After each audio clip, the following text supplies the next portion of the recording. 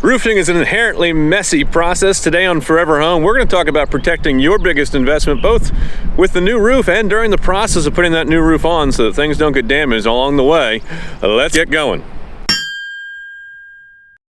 Good morning, neighbors. Drew here in beautiful southern Chester County, Pennsylvania. Getting ready to prep for our roof crew here. We want to show you the process that goes into making sure that we're protecting your home as we're doing all the roof demolition. We've showed you videos of the roof buggy that we bring in to help keep things contained as we're bringing it off the roof and pretty much setting it right into the trash trailer.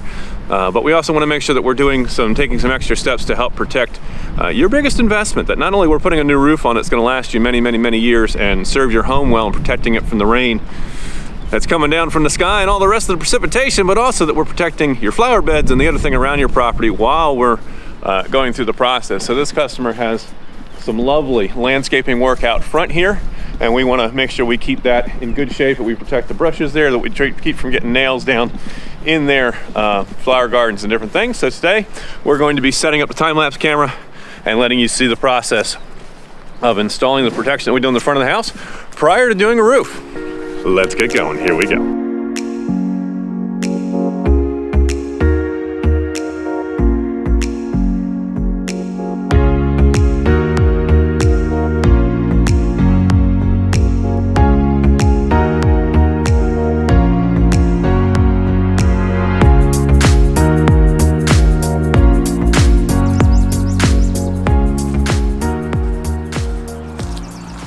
So in just about 20 minutes, this home's protected and we're ready to start taking the roof off. We're gonna get our crew in here and get the buggy set up and filter as much debris as we can straight into that buggy. And anything that happens to miss, it's gonna hit these chutes that we have set up on the front of the house and land on those drop cloths so we can pick them up and help keep your yard and your gardens and your landscaping protected. So that as we're working on protecting your home, we're also protecting your landscaping. The other option is we come around and we really try to clean up after the fact, or there's some roofing crews that don't even bother cleaning up and you're stuck with 200 or 300 nails left in your yard when the project is finished. We want to make sure that when we're finished with it, you're proud to say it's not just done, it was coat built, and that means setting some protection up on the front end to help make sure that we're taking care of your biggest investment. So we've got the chutes all set up. Anything that comes off the roof will catch in those, and that'll make the ground cleanup at the end of the process a whole lot easier. Most of it's going to wind up in the buggy, but anything that doesn't, we're going to catch with this system. We'll take you up closer and we'll give you a bit of a better tour.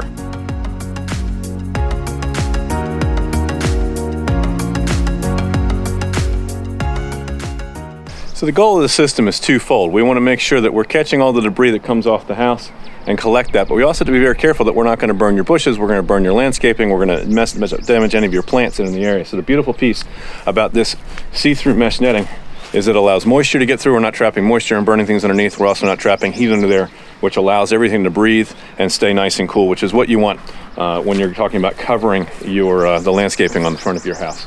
So this system definitely helps with that. We don't have to go all the way to the gutter line. We're just trying to make sure that we filter anything that comes off that roof down into these ground tarps so that it's easy for us to clean up at the end of the day, helping protect your yard, your kids, your lawnmower, your pets from any debris that would be left sitting in the yard. Because there's nothing worse than paying for a home improvement project, and when it's finished, instead of being able to sit down and just enjoy it, you're stuck cleaning up the mess that contractor left behind. So we're trying to make sure that you don't have to worry about that when you hire us to do your roof for you. We've got the protection set up all the way across the front, anywhere where we've got these gardens that we're concerned about. And then we can also set those down in the back where needed. Depends where we're going to bring the shingles off the roof from. And you can see we've got these rock gardens fairly well protected. So that anything that lands down here, we're not going to be sticking down, or you're not going to be sitting down on your hands and knees trying to get nails out of these stones when everything's all done. We've got the drop cloth protection down, which is going to help make sure that that's not an issue for you. Now, once this roof is complete, we're all cleaned up, all the protection's been brought down, everything's been dumped in the trailer, and we've cleaned everything up. The last step is a member of our staff is going to come along with one of our 50-pound nail magnets. We have two of these, a 24 and a 30, and we're going to run these around the yard, and every time we hear a click, we stop, we reach underneath, we pull that nail off, we put it away. And that's just kind of a belt and suspenders to make sure that we've absolutely done everything that we can to protect your lawn. And that's not to say you're never going to find a single nail after we're finished, but we do our very best to make sure that you're not going to find very many.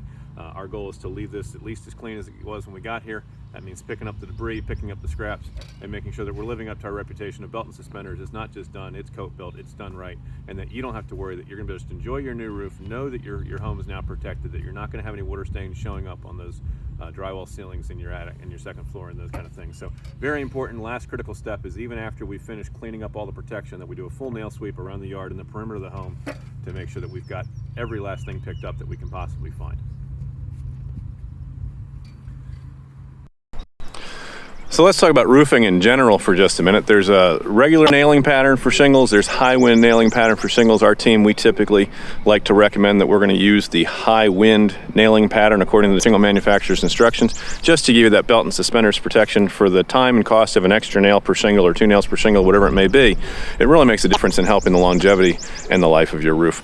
We always put sacrificial boots in all the pipe collars because we want to give you that extra length of time that those are going to last. And in 10 years, 15 years, if those sacrificial boots wear out, we can come in, rip them off, put new ones on. We're not having to disturb the roofing system in order to get those apart. And we have other videos here on our Forever Home channel that'll tell you a little bit more about those pieces of things.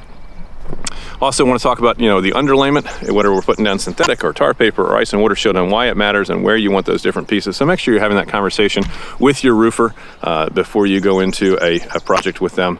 Always ask for a certificate of insurance. Make sure you have that.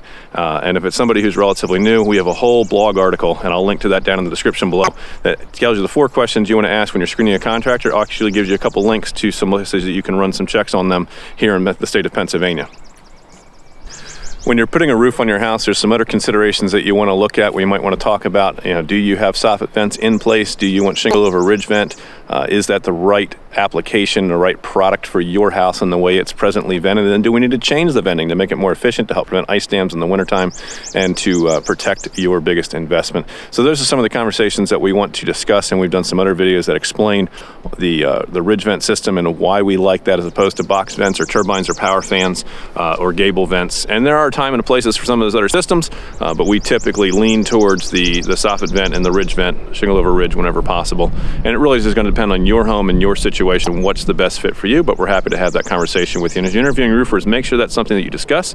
If you're doing a roof, that's often a good time. If you're thinking about refreshing your gutters, updating your gutters, changing out your rake board capping or adding rake board capping, if you just have wood along those fascia boards across the front edge behind that gutter, if it's just wood, it could get water damage. It's good to have that capped in aluminum, and the roofing is a good time to do that. Take the gutters off, put that aluminum capping up, have new gutters put on. If we're talking about gutter guards, this is a great time to have that conversation as well. In some roofing situations, we may recommend that you upgrade to a 6-inch gutter depending what type of overflow problems you may have had in the past, and looking at where your groundwater goes. Do we need to change downspout locations? We've been in some homes where we found that the downspouts are in a really poor spot given the ground grading and the way that ground is set up around the house. And so sometimes it makes sense to take a gutter and split it and put half the output at one end, half the output at the other. Or if you have output at both ends and you decide that that's really a bad spot, it's just kind of dumping into a corner where it's going to wind up in the basement, maybe it's better to upgrade to 6-inch gutter and move all of that drainage to the other end of things. Those are all conversations that we can have as we're discussing what needs to take place at your home with your roof to make sure that we're setting your forever home up for success.